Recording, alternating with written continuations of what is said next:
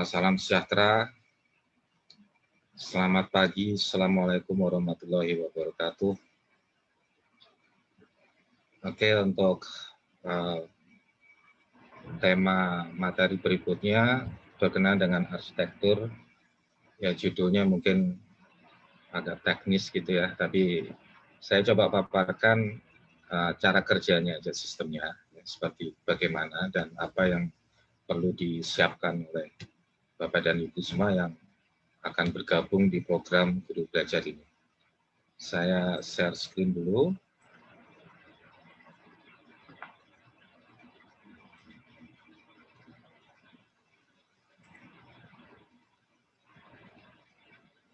Ya, tidak teknis ya Bapak dan Ibu ya. Ini bicara tentang agar Bapak dan Ibu semuanya bisa mendapatkan gambaran bagaimana cara kerja dari sistem layanan guru belajar ini yang kaitannya nanti apa yang harus dipersiapkan lah secara pengguna. Gitu. Saya awali dulu dari diagram secara umum. Ini saya sampaikan informasi singkatnya bahwa GTK itu Bapak dan Ibu mengadopsi teknologi informasi untuk mendukung semua program-programnya.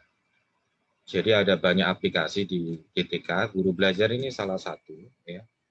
Kemudian ada SIM PKB, ada PPG dan seterusnya, ya. Ini bagian dari upaya dari GTK untuk bisa menghadirkan layanan yang terbaik buat Bapak dan Ibu guru semua. Karena Indonesia itu sangat luas, gurunya sangat banyak, jadi keberadaan teknologi informasi ini dimaksimalkan. Dan satu hal lagi Bapak dan Ibu bahwa semua layanan yang ada di GTK ini bersumber dari Dapodik. Ya.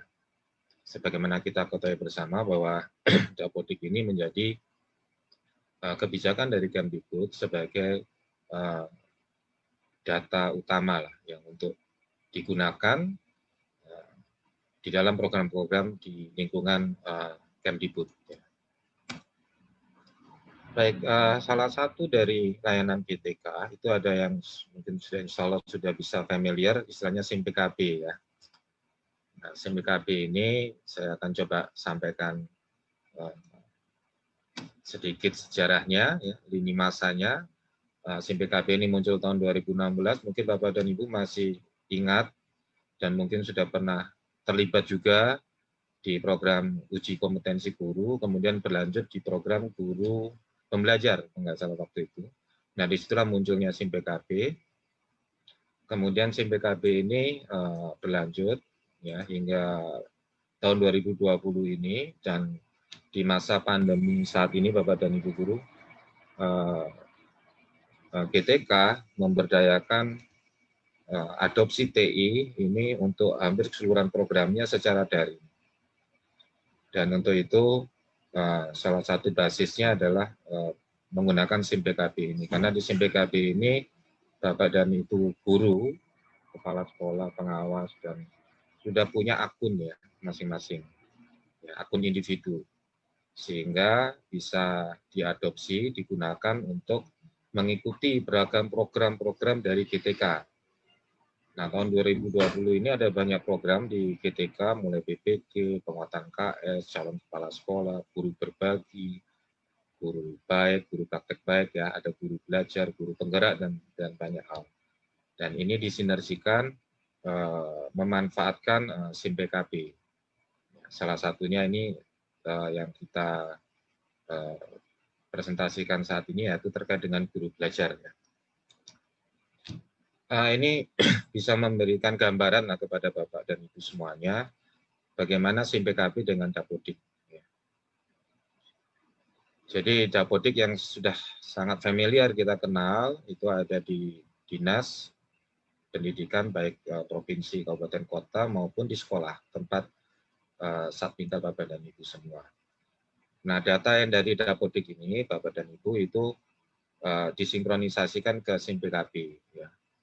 Nah, karena keterbatasan data yang sangat besar, maka durasi sinkronisasinya itu bisa sampai 2 kali 24 jam. Jadi kalau ada update data dari Dapodik, dari sekolah maupun dari dinas, itu akan terbaca di SIM PKB, database-nya itu dalam tempo 2 kali 24 jam.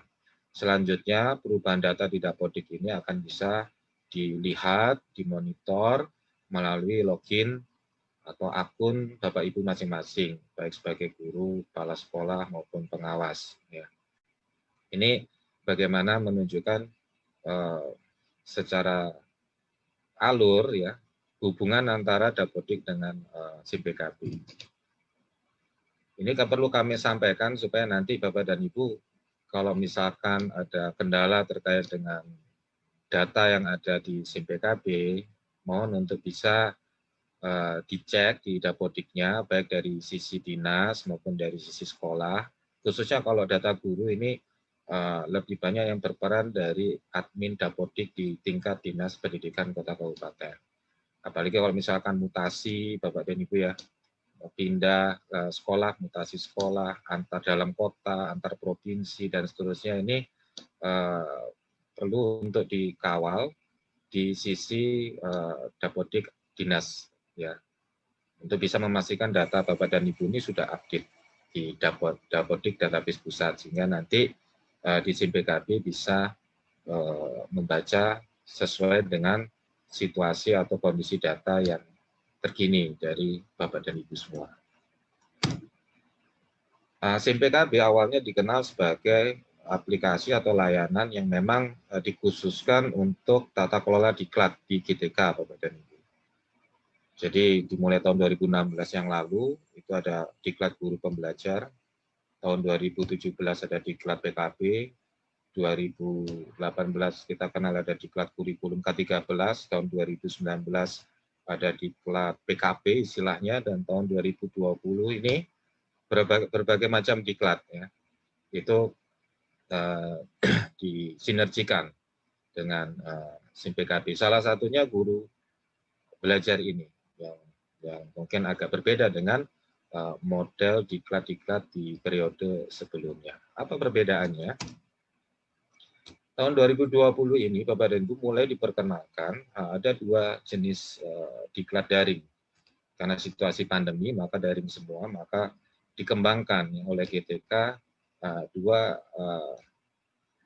jenis diklat daring. Yang pertama adalah daring terbimbing, yang kedua adalah daring mandiri, yang tadi sudah dijelaskan panjang lebar oleh Mas Buki. Ya. Nah, apa bedanya? Kalau yang kita kenal dengan daring terbimbing yang sudah berjalan di periode-periode sebelumnya, itu ada istilahnya menggunakan basis LMS, singkatan dari Learning Management System. Kalau yang di guru belajar saat ini mulai diperkenalkan yang berbasis istilahnya MOOC, ya, Massive Open Online Course. Jadi ini ada perbedaan menindaklanjuti dari merespon ya lebih tepatnya dari situasi pandemi saat ini.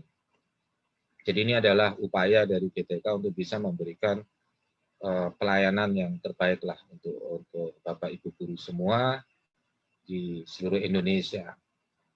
Perbedaannya kita bisa lihat ya di sini bahwa kalau di LMS itu sebagaimana yang biasa kita ketahui atau mungkin yang sudah pernah ikut di program GTK yang berbasis LMS itu biasanya dibatasi karena terbagi di beberapa kelas-kelas gitu ya. Terus jadwalnya diatur lebih ketat ya. Ada waktu-waktunya yang waktu awal, waktu akhir, dan ada ujiannya yang bisa jadi serentak. Kemudian ada pengajarnya, ada pengampunya ya. Ada narsumnya atau mungkin ada mentornya, istilahnya macam-macam di sana. Dan dilaksanakan sinkron dan asinkron. Istilah sinkron dan asinkron seperti secara teori di e-learning konsepnya seperti yang dilakukan hari ini ya, dengan tatap muka menggunakan Zoom atau video conference, kemudian di-broadcast di YouTube. Ini masuk konteks sinkron, jadi bisa secara live, secara langsung. Kalau asinkron itu interaksinya Bapak dan Ibu melalui web LMS yang ada. Nah, berbeda dengan yang MOOC, Bapak dan Ibu, yang sekarang diterapkan di platformnya program guru belajar, ya itu kapasitasnya tidak dibatasi. Ya, jadi katakanlah seluruh guru se-Indonesia kalau ikut berpartisipasi sangat terbuka, jadi tidak dibatasi. Kemudian jadwal bisa diatur fleksibel. Tadi sudah dijelaskan detail oleh Mas Buki ya. Jadi jadwalnya seperti contoh tadi yang untuk BIMTEK aja 10 hari ternyata ada yang bisa menyelesaikan 1 hari 2 hari. Nah itu fleksibel diatur oleh apa istilahnya oleh pesertanya sendiri ya. Carilah waktu-waktu yang memang nyaman untuk bisa mengikuti proses pembelajaran ini yang berbasis MOOC ini. Terus kemudian di MOOC ini Bapak dan Ibu tidak ada pembimbingan ya secara pengampu, mentor, instruktur dan seterusnya. Jadi dilakukan mandiri dan yang membimbing itu sistem. Jadi sudah dibuat sedemikian rupa, dirancang sedemikian rupa oleh timnya Mas Buki untuk urutan-urutan kontennya. Dan ini untuk memastikan bahwa Bapak dan Ibu dalam mengikuti proses pembelajaran di skema MOOC ini benar-benar bisa lengkap atau tuntas dari materi-materi yang sudah disusun, rangkaian materi yang sudah disusun sedemikian rupa. Mungkin ada beberapa materi yang memang ada tagihannya, misalkan harus setelah melihat nonton video, menjawab kuis sederhana gitu ya. Itu semata-mata diupayakan untuk bisa memastikan Bapak dan Ibu memang mengikuti proses ini secara mandiri. Tidak ada seseorang yang mengawasi, jadi semuanya di set up atau dikonfigurasi oleh sistem.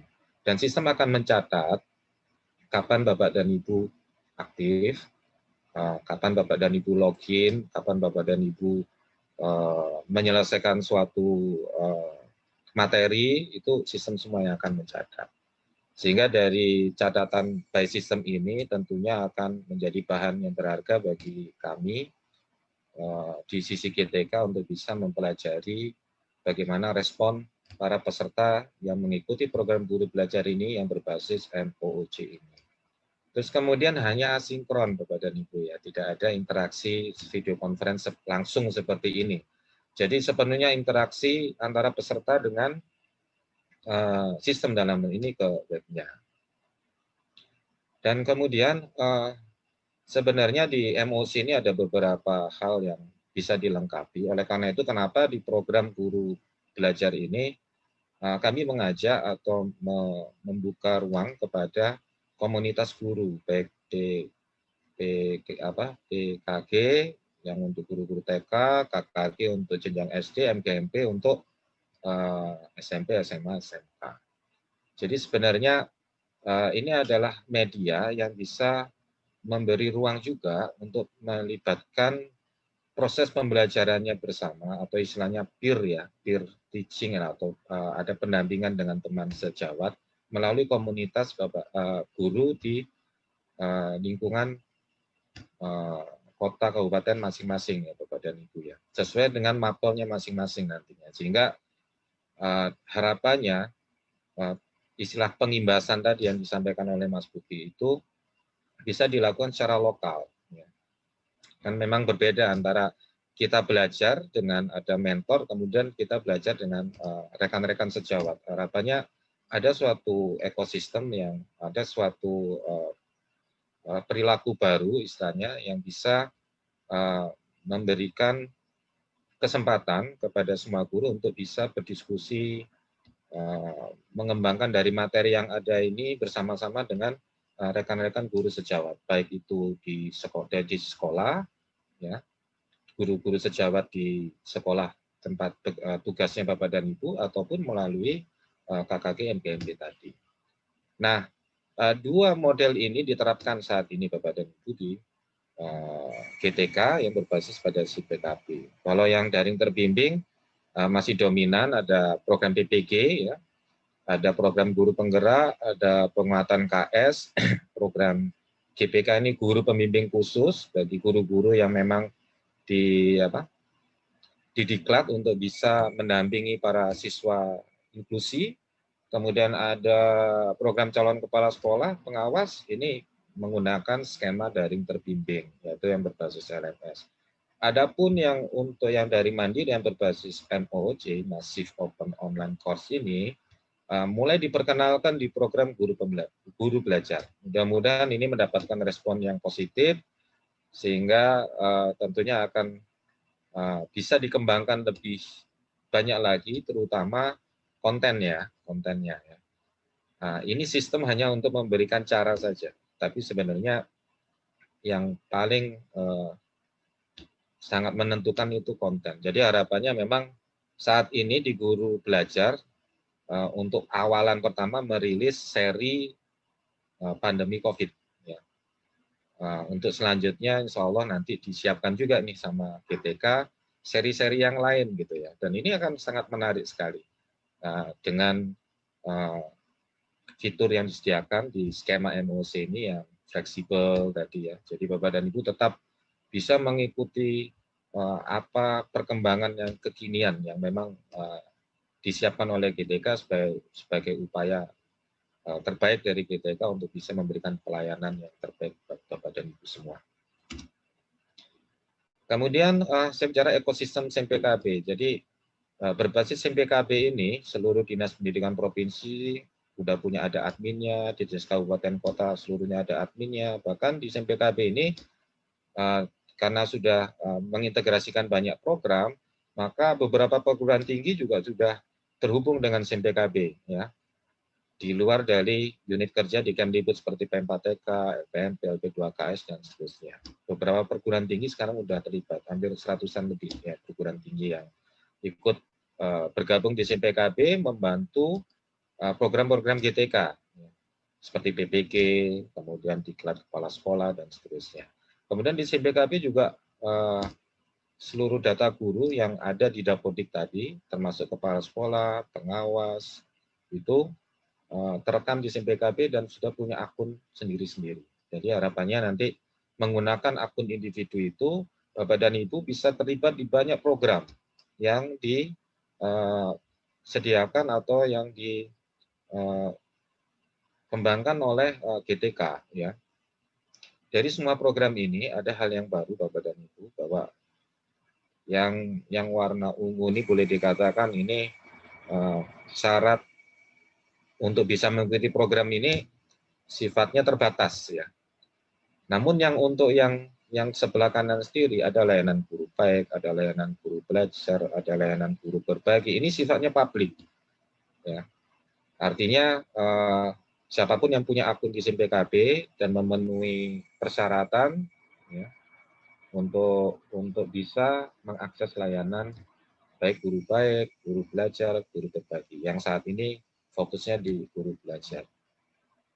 Kalau guru berbagi saya rasa Bapak dan Ibu sudah mengenal ya. Nah, kok yang atas ini apa Pak? Ada guru baik, praktek baik. Itu nanti ada seri berikutnya yang akan diperkenalkan nanti ya setelah guru belajar. Jadi memang sudah disiapkan untuk memberdayakan TI bagaimana bisa menghadirkan layanan-layanan yang terbaik lah untuk Bapak dan Ibu semua. Ya mudah-mudahan juga ini bisa direspon dengan baik dan Bapak dan Ibu punya wahana, punya media yang disediakan oleh Kemdikbud ya untuk bisa lebih meningkatkan wawasan, pengetahuan, pengalaman dari Bapak dan Ibu semua ya, melalui layanan yang dikembangkan oleh GTK. Oke, sekarang kita masuk ke sistem guru belajar. Di sistem guru belajar ada aturan-aturannya Bapak dan Ibu ya. Ini mungkin kalau dibaca kecil-kecil, tapi intinya sistem yang dikembangkan di guru belajar ini juga bereferensi pada aturan main lah, intinya seperti itu, pada seri pandemi COVID-19.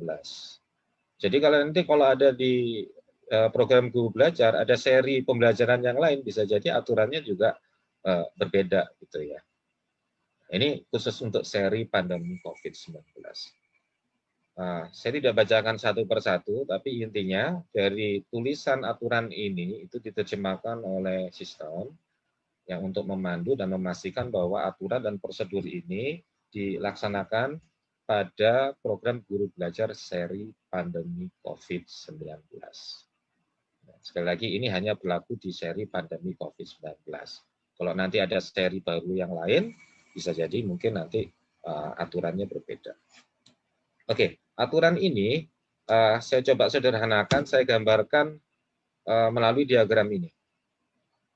Jadi Bapak dan Ibu peserta yang sudah punya akun SIM PKB sesuai aturannya menuju ke laman guru belajar ya, Kemdikbud.go.id, ada beragam informasi di sana. Kemudian masuk atau login. Pada saat login Bapak dan Ibu diminta untuk menentukan jadwal. Ya. Disiapkan jadwal-jadwal seri pembelajaran masa pandemi ini. Ya. Jadi kenapa kita buatkan jadwal-jadwal supaya Bapak dan Ibu juga bisa mengatur waktu kapan tepatnya ya, untuk bisa mengikuti program ini. Ya, karena batasan kita sampai Desember mungkin ada sekitar 6 atau 7 jadwal ya. Silakan Bapak dan Ibu pilih yang mana yang sekiranya Bapak dan Ibu bisa mengukur waktu luangnya ya. Mungkin di bulan ini masih sibuk nih misalkan gitu ya. Oke, bisa dijadwalkan untuk bulan depannya.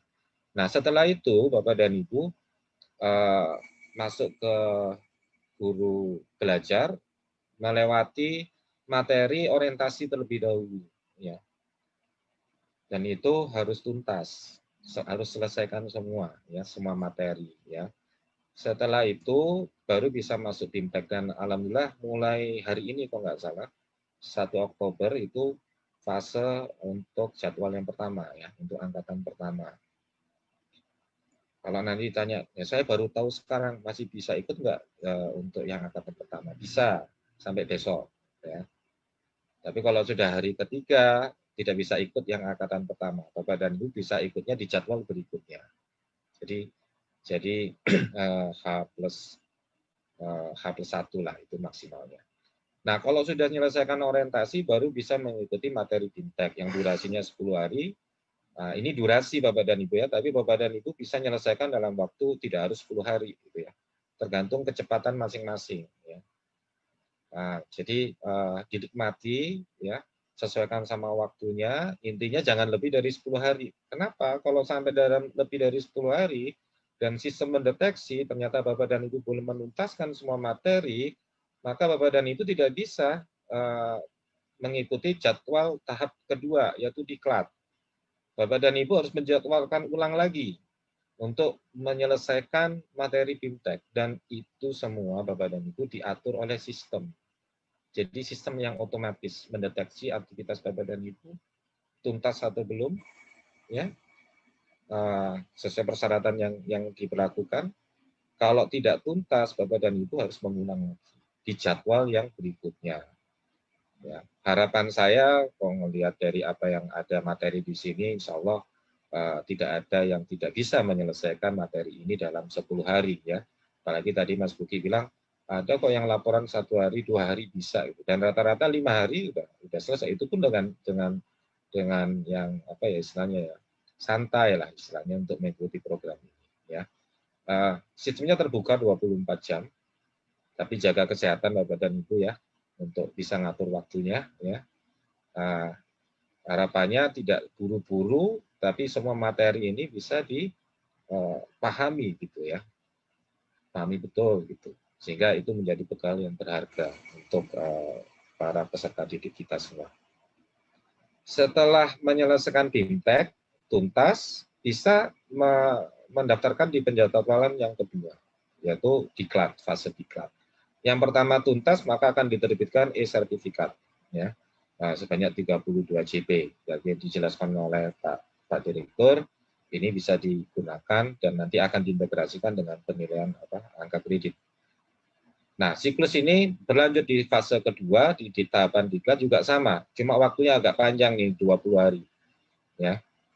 Dan ini mungkin pertengahan Oktober mungkin akan mulai bisa diikuti oleh peserta yang di angkatan pertama ini yang sudah menuntaskan materi tahap pertama.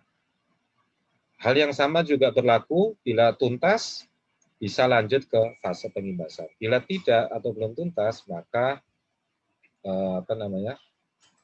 menjadwalkan ulang gitu ya, untuk mengikuti lagi gitu. Dan ini yang menjalankan skema ini adalah sistem Bapak dan Ibu. Ya. Jadi kalau sistem mendeteksi memang Bapak dan Ibu belum tuntas, ya sistem yang akan mengarahkan Bapak dan Ibu untuk penilaian ulang. Kalau sistem mendeteksi bahwa materi yang diikuti oleh Bapak dan Ibu tuntas, sistem juga yang akan mengarahkan untuk mengikuti di tahap-tahap berikutnya. Demikian pola alur kerja di sistem guru belajar yang diterapkan pada seri masa pandemi COVID. Dan ini hanya berlaku di seri pandemi COVID. Yang saya tahu teman-teman dari pengembang konten di GTK juga menyiapkan seri-seri yang lain.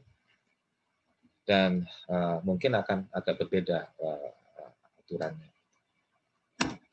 Oke, ini jadwal-jadwalnya bisa dilihat di situs Bapak dan Ibu ya. Angkatan 1, 2, 3, 4, 5. Kemudian berlanjut di tahap kedua dan berlanjut di pengimbasan. Pengimbasan ini tidak ada sertifikat tapi piagam. Nanti kami cek, kami deteksi by system juga dalam komunitas Bapak dan Ibu. Karena setiap akun atau identitas Bapak dan Ibu itu terdeteksi saat ini sebagai anggota komunitas di mana. Dan secara sistem juga akan memonitoring, akan memantau sebanyak berapa guru ya yang di dalam komunitas Bapak dan Ibu nanti terlibat. Ya. Itu nanti akan ada mekanisme tersendiri untuk bisa menilai dan mengukur ketercapaian hasil pengimbasan itu dengan parameter jumlah guru yang terlibat di dalam suatu komunitas, ya, yang sama dengan Bapak dan Ibu yang sudah mengikuti di fase BIMTEK ataupun Diklat. Kemudian sasarannya untuk yang tahap pertama ini terbuka untuk guru, kepala sekolah, pengawas, dan widyaswara. Ya. Nah, untuk yang tahap kedua dan ketiga yang Diklat, ini hanya guru, ya, terutama guru mapel. Jadi, bagaimana sistem bisa mengenal saya adalah guru yang mengampu mapel tertentu, gitu kan? Itu akan terbaca dari status keaktifan Bapak dan Ibu, keanggotaan Bapak dan Ibu di komunitas guru, KKG MBMP atau PKG tadi. Nah, berdasarkan itu. Jadi kalau Bapak dan Ibu jadi anggota di misalkan mapel matematika gitu ya, terekam di SIM PKB itu, maka itu memvalidasi bahwa Bapak dan Ibu memang mapel utamanya adalah matematika. Gitu. Sehingga nanti sistem akan mengarahkan untuk materi diklatnya sesuai dengan mapel yang diampu oleh Bapak dan Ibu sebagai bagian dari anggota komunitas tersebut. Kita ketahui praktek di lapangannya, meskipun Bapak dan Ibu sebagian sudah punya sertifikasi, sebagian juga mungkin masih mengikuti PPG, dan sebagian mungkin masih menunggu jadwal untuk sertifikasi. Namun praktek di sekolah kan bisa bermacam-macam, diberi penugasan oleh kepala sekolah ya. Nah, di skema sistem guru belajar ini, salah satu syaratnya harus teridentifikasi Bapak dan Ibu ini mapel utamanya apa, gitu. Yang memang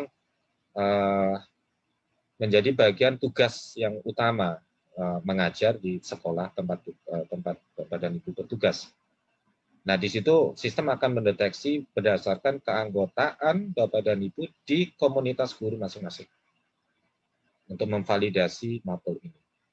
Nah, bagaimana kok kepala sekolah, pengawas, dan widyaswara kok belum ikut di tahap kedua ketiga? Mohon bersabar, nanti insya Allah juga disiapkan materi khusus ya, seri khusus lah bahasanya begitu untuk kepala sekolah, pengawas, atau widyaswara. Ya.